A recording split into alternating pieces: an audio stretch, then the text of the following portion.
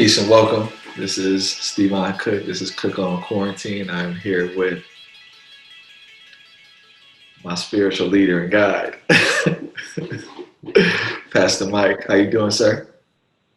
Man, trying to survive the apocalypse, as they say, brother. Yeah, yeah. Thanks for doing this, man.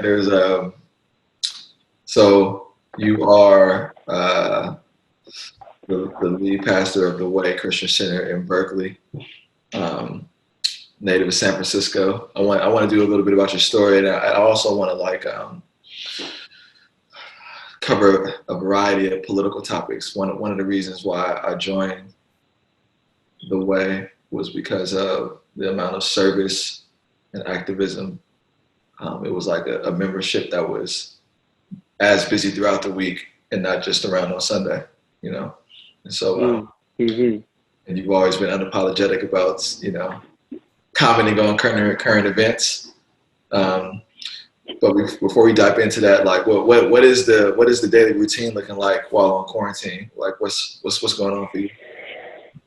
Man, we're definitely, I feel so many roles trying to be a good father and partner here in my household. My girls are doing virtual school.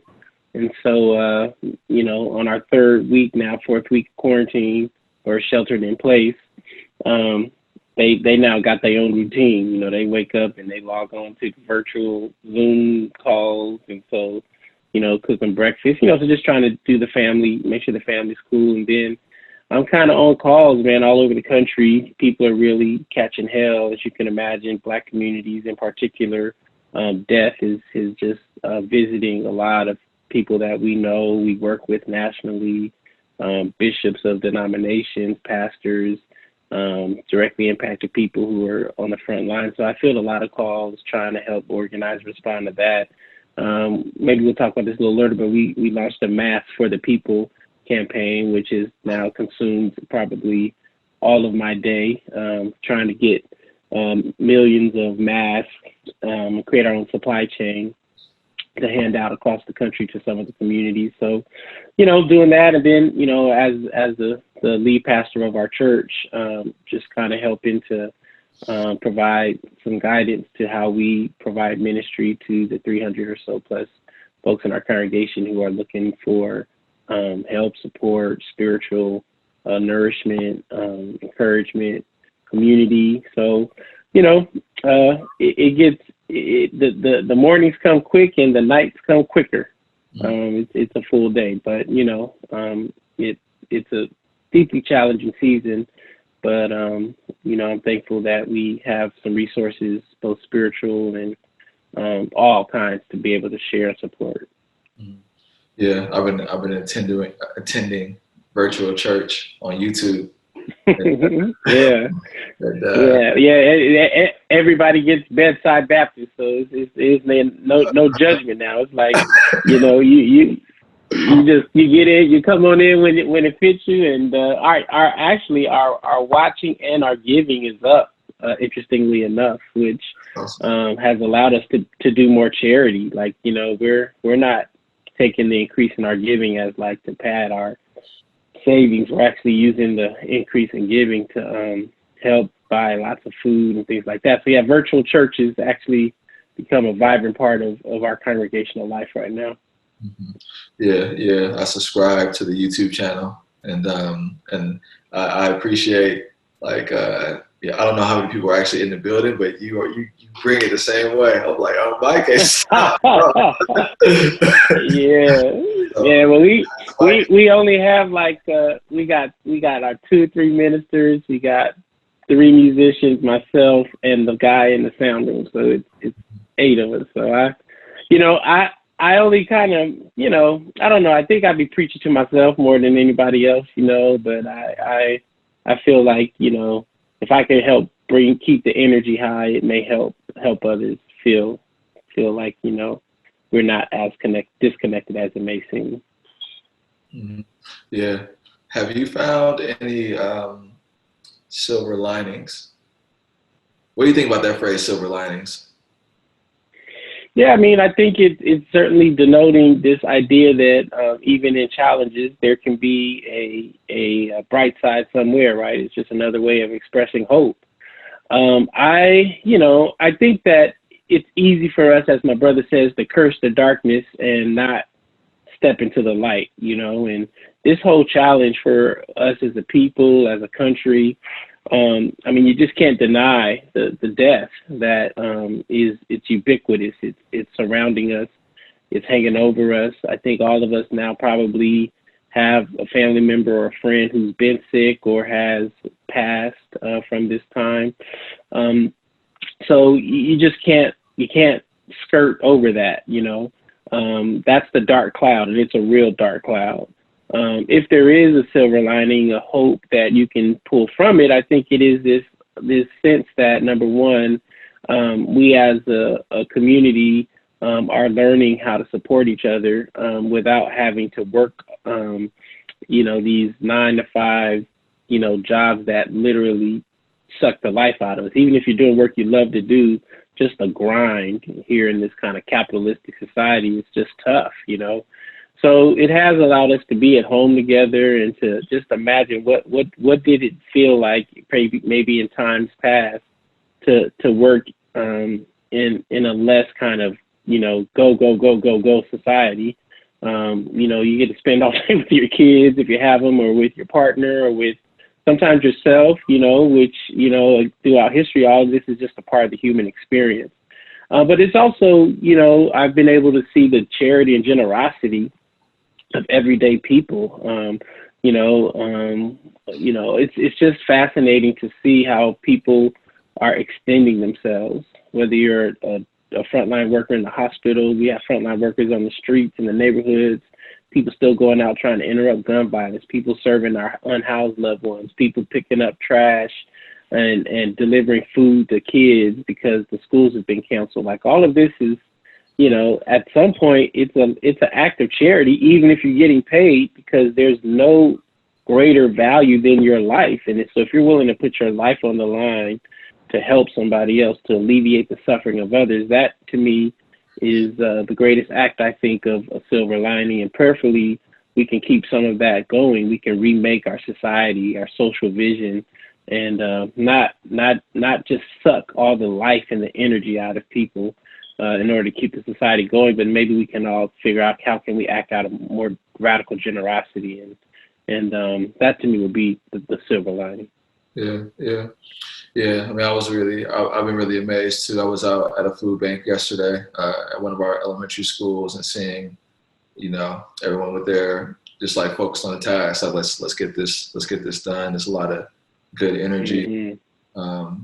And for me, the reason why I wanted to continue to record some of these discussions is because I was thinking, like, what value can I capture that can be helpful to people, and joining the way has definitely added a lot of value to my perspective, and it's challenged me in some ways. What is church without challenge, right? Challenged me in hella ways. What were your thoughts about Bernie Sanders dropping out? Well, I think Bernie Sanders dropping out was inevitable once he couldn't win the black vote, and it's a fascinating conundrum for Bernie Sanders and a lot of progressive white folks who always fall into a class analysis with a lot of great nuance and muscle memory, but can't figure out how to translate that into a racial analysis. And so I think that, in as much as I loved all of his policy proposals and ideas, he had 6-7 years to figure out the race part, and he couldn't, which leads me to believe that, if you are a white progressive living in the most diverse age of this country and you can't figure out a racial analysis, you don't deserve to be the president of a progressive wing of the political spectrum. If you're a conservative, you don't have to figure out nothing but just how to be white, mean, and greedy, you know, and use religious tropes to, like, you know, be a thin layer of icing on the cake so it tastes better when it goes down your throat, right? I mean, there's no substance in a conservative Republican vision of America or of the world. It's all exploitation. It's all, you know, insular. It's a human hierarchy that does not have room for all of creation, right? But folks who, whether you're agnostic, whether you are non-theist, whether you are, you know, person of faith, if you claim to be someone who believes in, say, a progressive, inclusive vision of the world of creation, and you've not done the work to figure out how to articulate that to those who are the most directly impacted by the underbelly of a system, you don't know how to communicate that to the most directly impacted, then I just feel like, you know, only in a certain part of a progressive political or progressive context can you win. And so I just think, you know, it sucks. It definitely sucks for all of us who love the platform of Bernie Sanders or the progressive wing of the Democratic Party that, you know, we don't have that kind of a champion at the top of the ticket.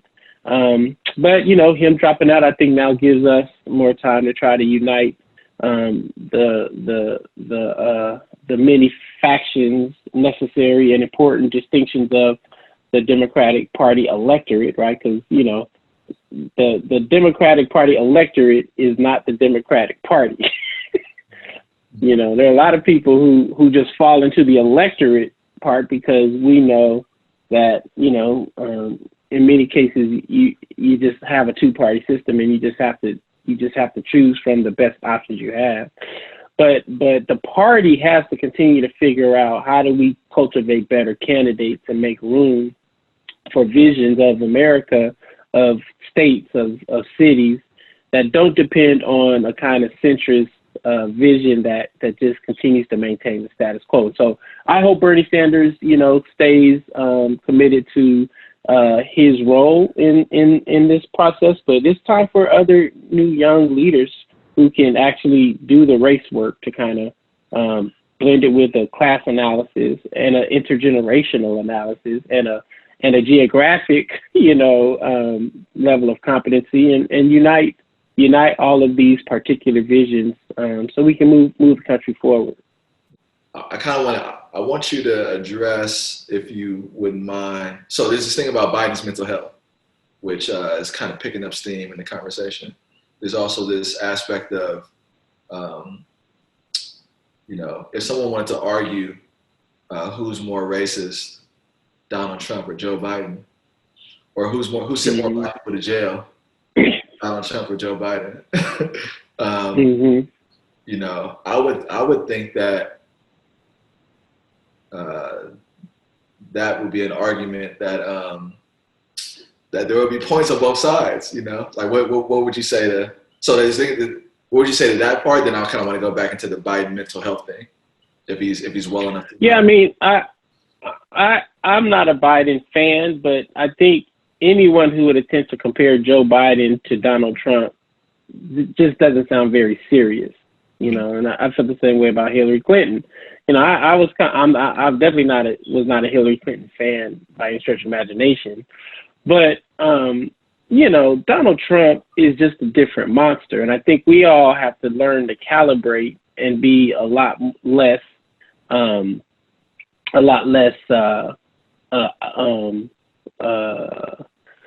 don't want to say ideological, but just look at the material conditions, right, of what a Trump presidency, the first 4 years and another 4 years would do. Now, if anyone thinks that a Joe Biden presidency would not be an improvement on a Donald Trump presidency, I just think you're probably speaking from a very significant place of privilege and irrationality. Donald Trump is an existential threat to the world, not just to the United States. You know what I'm saying? Like, his geopolitics are are just as unintelligible as this crisis he's been trying to manage here in the United States. There's just all kinds of just decision making that we don't even know the damage he's done. The way that he is a plutocrat, he's an oligarch, he is obviously siding with the super wealthy. And I know that some folks have that critique of Joe Biden may be very valid.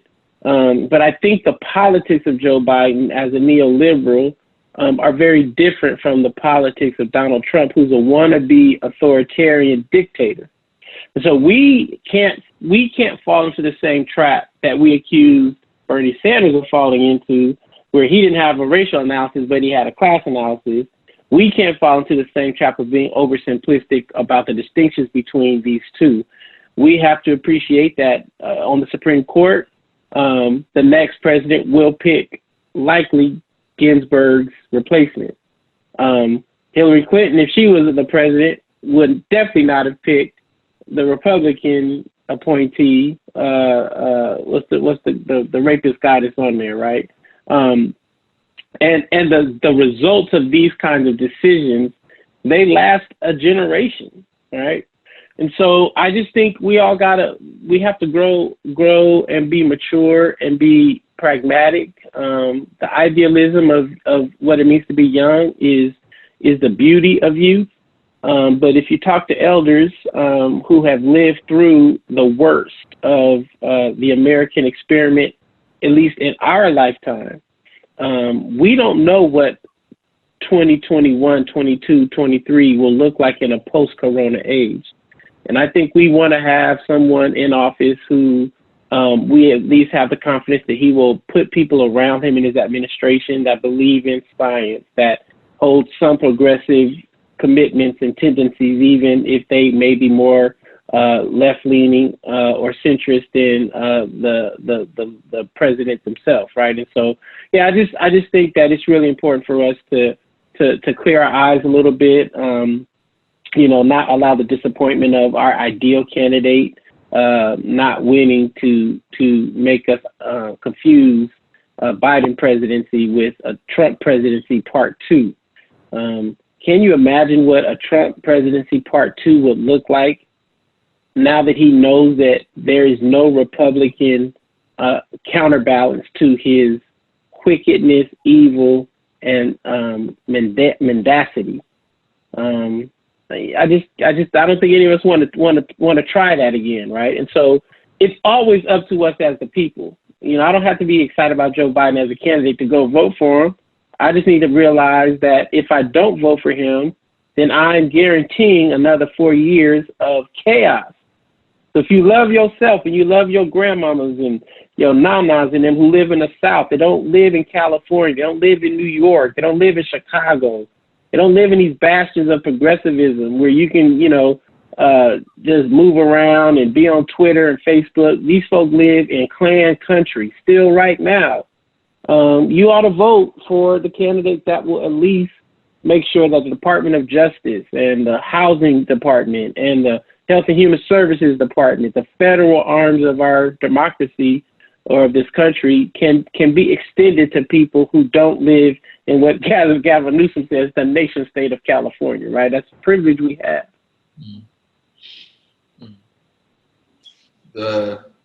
There's been a lot of talk on the internet, I suppose, and maybe in some other circles about is Joe Biden's mental health well, based on like this type of stuff he said in interviews.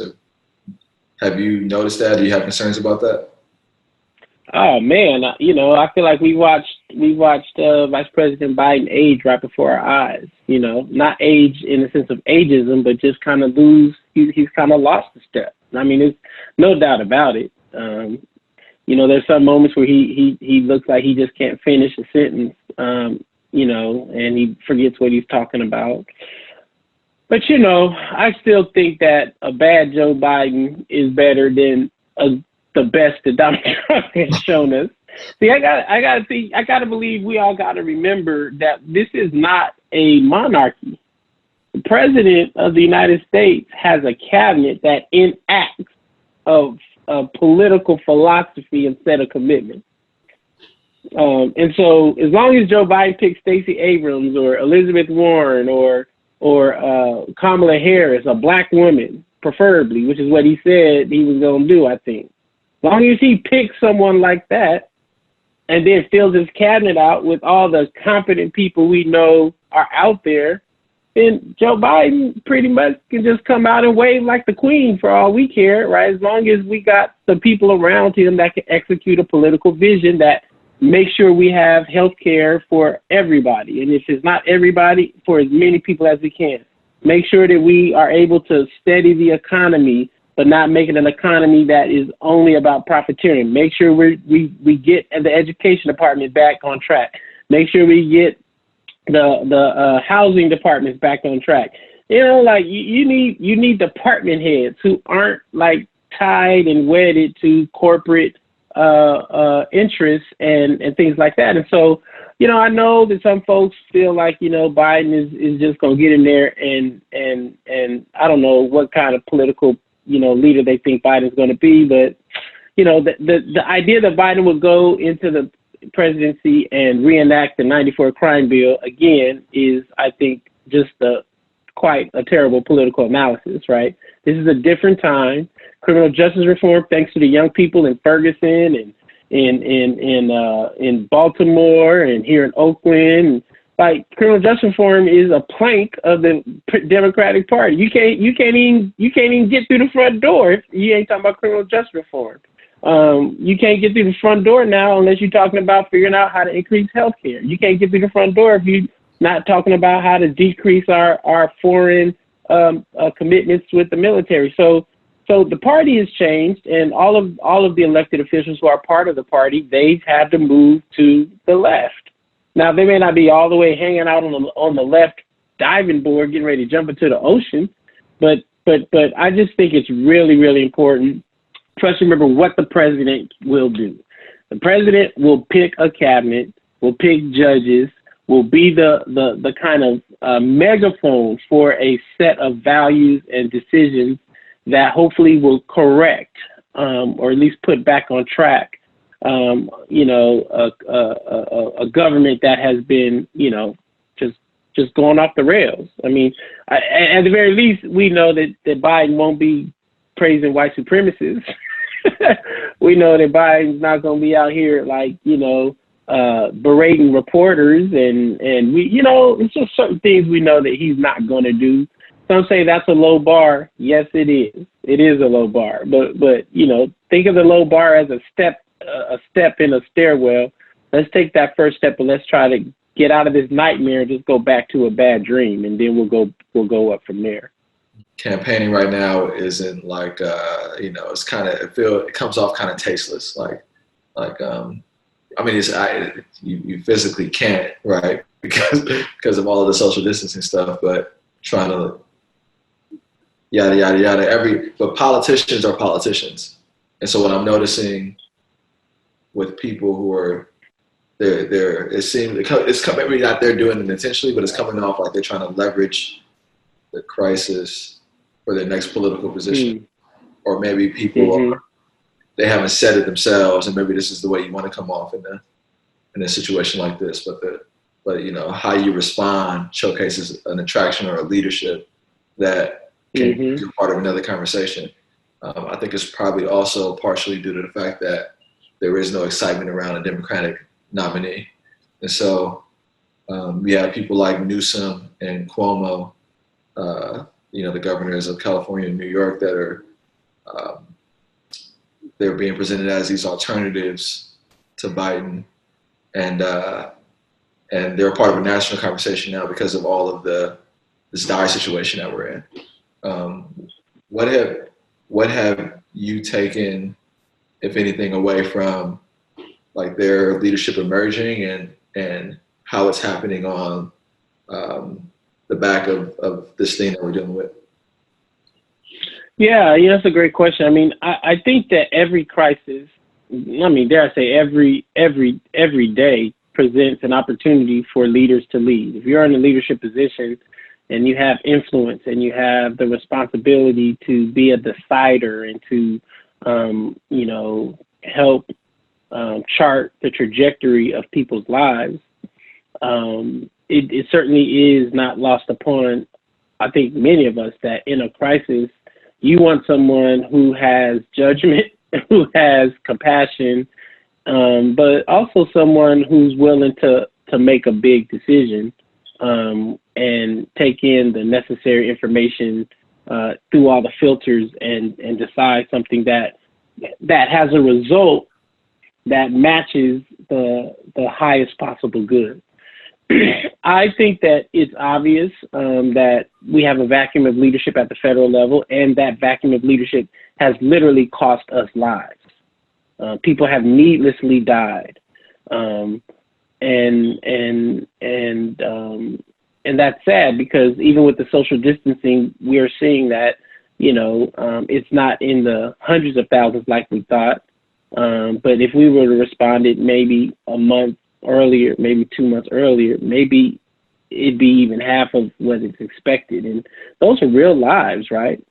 So, I think what we've seen with Governor Newsom and Governor Cuomo, at least from an optics point of view, is just such it's a calming effect for people who at this point are still obviously distrustful, disgusted, and embarrassed by the federal leadership that we have to depend on.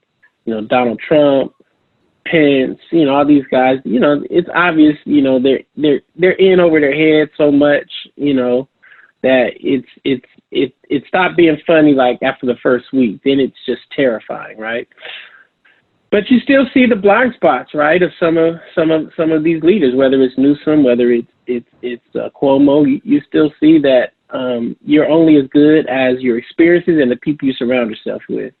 And so, folks that I know in New York, that are, have lived under a Cuomo, governance, are still highlighting that, he does not have the right politics related to criminal justice reform, or the ways in which, we attend to our most vulnerable among us. I think he's saying the right things as relates to the temperament, and I think he's leading under the best circumstances. New York is New York City in and of itself is its own country, just like LA is, So I give him respect in just the leadership he's providing, but I think if you talk to people and peel down, there's some critiques. I think the same thing with Governor Newsom. It's just been great to see how he's led. I even reached out to the governor's office and got a chance to talk to their staff when the National Guard was being floated after he passed those orders, and we started to see tanks and armored vehicles being moved throughout the state. And, we expressed our dismay about that, about the way he rolled that out, and he didn't have enough information and guidance, and that it was terrifying, Black folk for sure that I knew. Many of us don't want the National Guard in our communities under any circumstance. If they're here as a humanitarian effort to pass out food, find some other folk to do the food, like give it to the churches. Let's develop mutual aid agreements, between the ways in which National Guard will interact with citizens and folks, particularly in Black, brown, urban neighborhoods. And so that was received well, and so I just appreciate, leaders lead. They sometimes may have some blind spots, but the big test is how do you respond when, people of goodwill are trying to help compensate some of those blind spots. And so I'm impressed with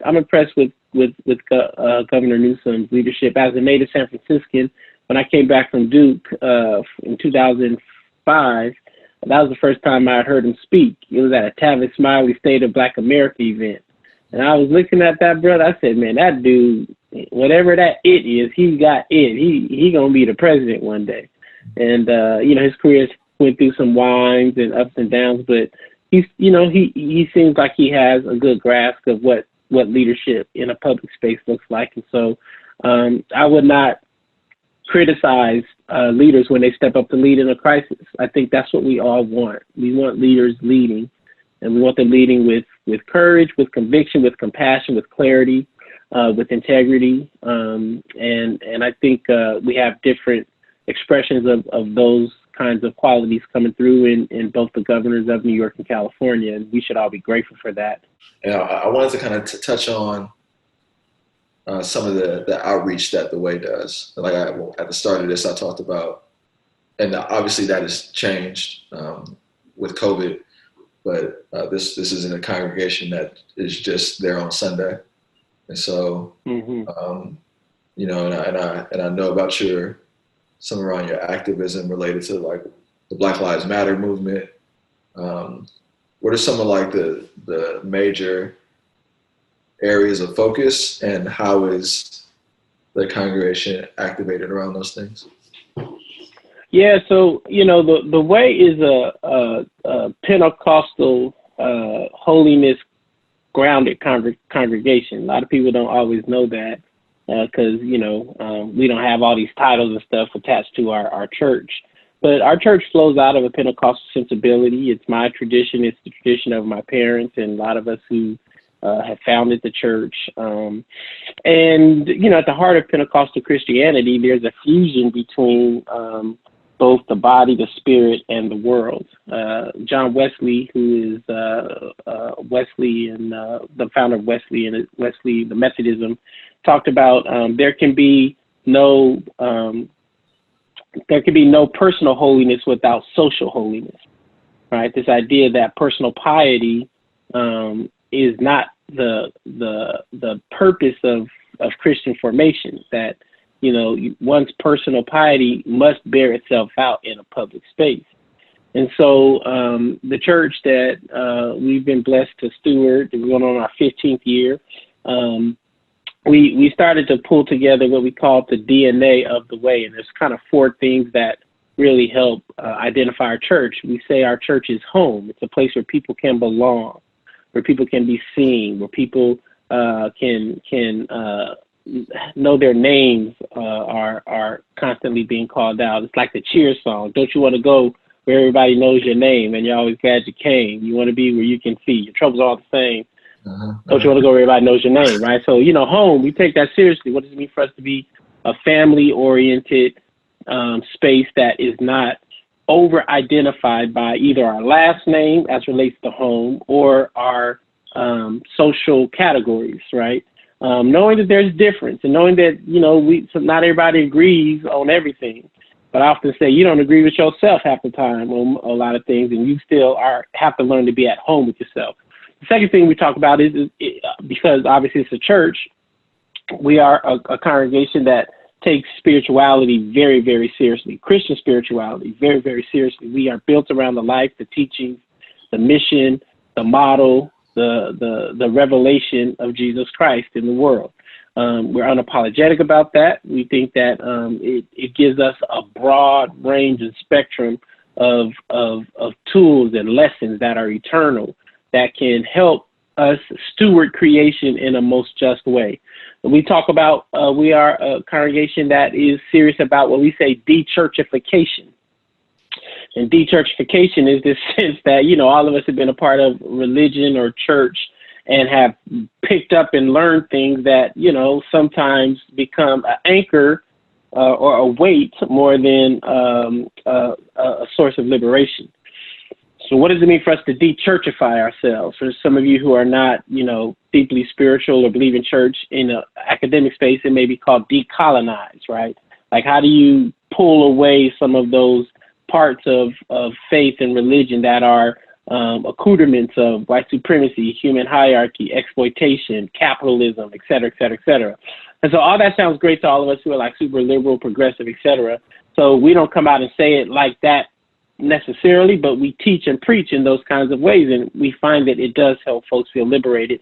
Then the fourth pillar we talk about is justice. What does it mean for us to ensure that we demonstrate a way of discipleship where if you are a follower of Jesus at the Way, we are interested in saving both the soul and the body. We're not just trying to get folks into heaven, although we want that. We want heaven both here in the now and in the afterlife.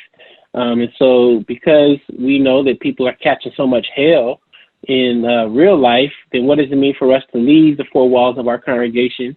If you're a teacher, what does it mean for you to understand that your teaching is an extension of the heaven we're trying to create here on earth? If you are a sanitation worker, if you are a community member, volunteer, if you are an elected official, if you are an organizer, if you are an activist, like all of our work has to be about dismantling the kingdom of Satan, the devil, the evil one, the adversary, all that stands against righteousness and justice and peace and hope and life.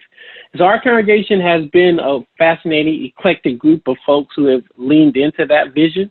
And, you know, you've already stated it's quite diverse, but it is predominantly Black. I say our congregation is about 60, 70% Black. And so the cool thing about that is that we don't have to surrender the kind of connection we have to the Black church, which one could argue has been an engine for all, if not most, of the jumps this country has had to make in order for it to become, as Dr. King says, deliver on that check that is written, right? A check of equality and justice and economic and political liberation for people. And so I'm blessed and proud, man. Yeah, as a pastor, when I see members of our church, like, you know, out there doing it, you know, it just makes me feel good because as I say to the congregation, I mean, I know a lot of people, so this may not always be true necessarily for me, but as a pastor, your congregation will meet and influence many, many more people cumulatively than a pastor would speaking up behind a pulpit, you know, once or twice a week. And so that's the best of the church in my mind. It's us going outside the four walls. It's us taking the best of our faith and bringing it to bear on the worst conditions of our society and being an agent of liberation, reconciliation, self-determination for those who, as Howard Thurman says, stand with their backs against the wall. I often hear you talking about, you know, white supremacy, decolonization, and pointing out the harms of capitalism.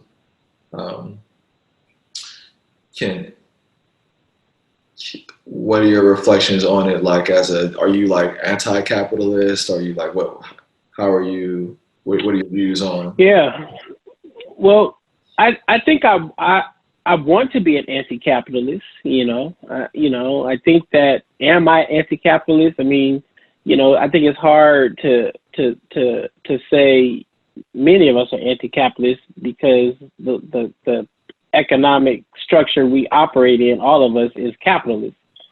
But I do think it's important to critique capitalism because capitalism, as a matter of fact, is about scarcity.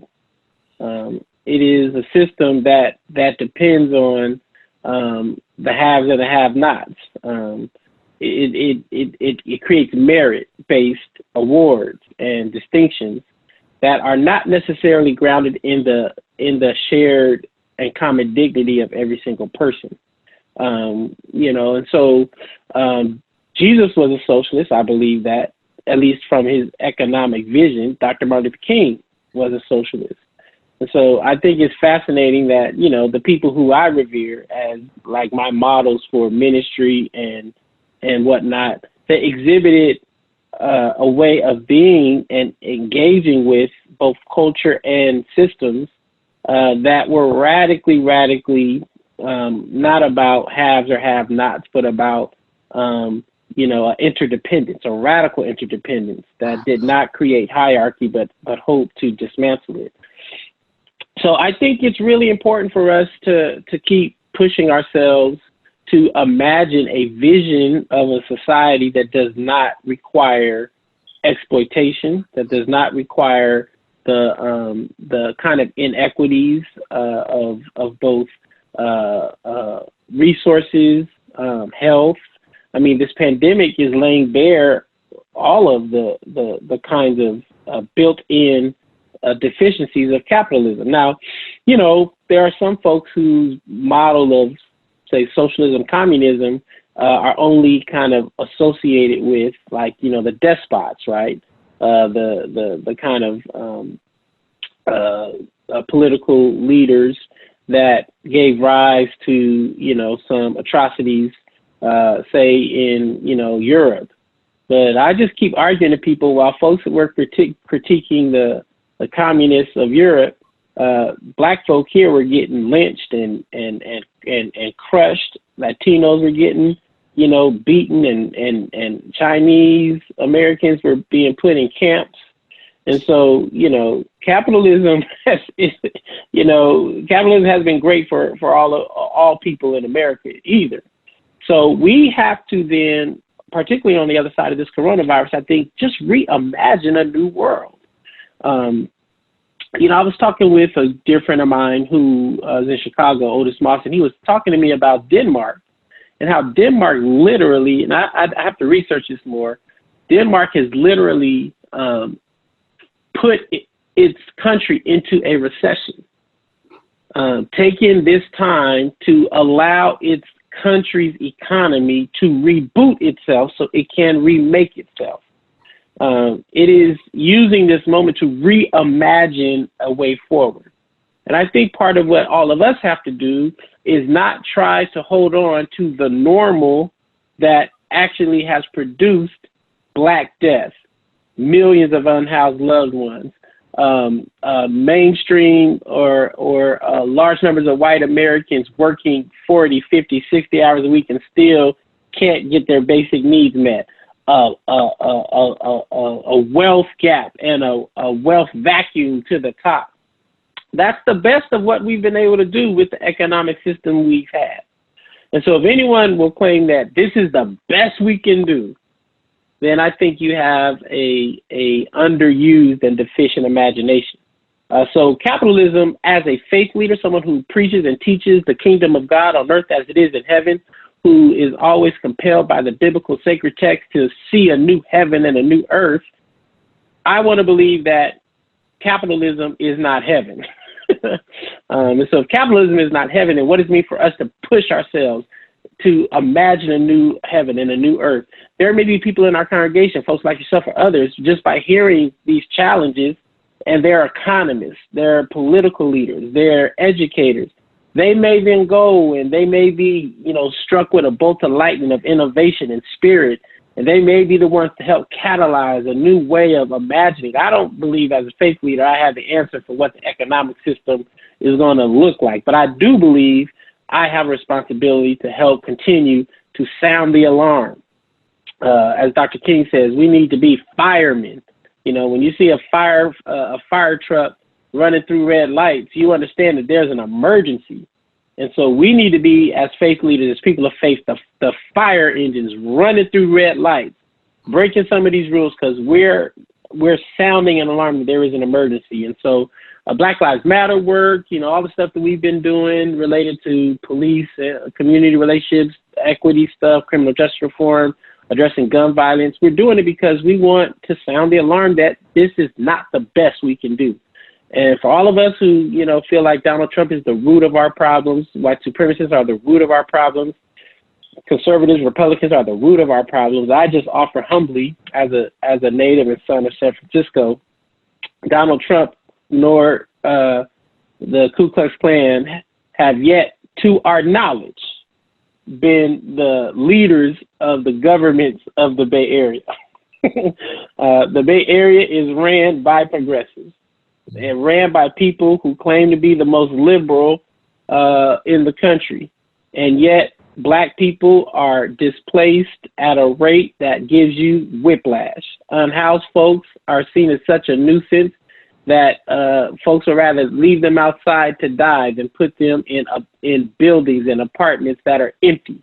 Our education system is on life support in many of our municipalities in this region, while we still have a booming industry of incarceration and immigration detention systems. Inequality around resources are at an all-time high here in the progressive bastion of the world. So I often tell my white progressive friends, you need to get off your high horse and think about what is it that we have not learned. that we can talk in a progressive way, but we can't govern in a progressive way. That we ourselves may be a little too hypnotized and mesmerized by the powerful, the wealthy, proximity to those who through the strength and the force of their organizations and corporations, they just have too much influence. And so it's an important conversation for all of us to keep thinking about. I don't think one person can have the answer. This is why, again, in a democracy, many voices need to come together and reason together and act out of a sense of compassion and integrity and vision, and prayerfully we'll get the world that our children deserve. We're recording this on Good Friday. Easter Sunday is coming up. I don't know if I'll be able to release this before then. But the way, what are all of the ways you can access the way? Yeah. And I'll just say to all of us as well, going through this difficult season, Good Friday is the day where it appears Jesus lost and death won. And so all of us right now are definitely enduring a season where we're struggling and becoming much more cognizant of our mortality, what it means to be human, what it means to often be in a very vulnerable space and place. And so as we endure this season of Good Friday, not just in the liturgical season of the Christian tradition, but one could argue in the cycle of history of our country, just be reminded that resurrection is on the way. Good Friday is going to require some weeping, though, so we're not going to run past the death. We're going to do our lament. We're going to do our deep questioning of God. Where are you? Jesus on the cross asked God, why have you forsaken me? So if Jesus can question God and it not diminish Jesus' divinity, then you and I can question God and it won't diminish our humanity. God is not threatened by the questions of our anguish. Just keep asking those questions to God. And so be encouraged, everybody, all of us that are dealing with this season. If you want to join and hang out with us, we're on Facebook, facebook.com/TheWayCC. We're on Instagram, The Way Berkeley. We're on Twitter, The Way Berkeley.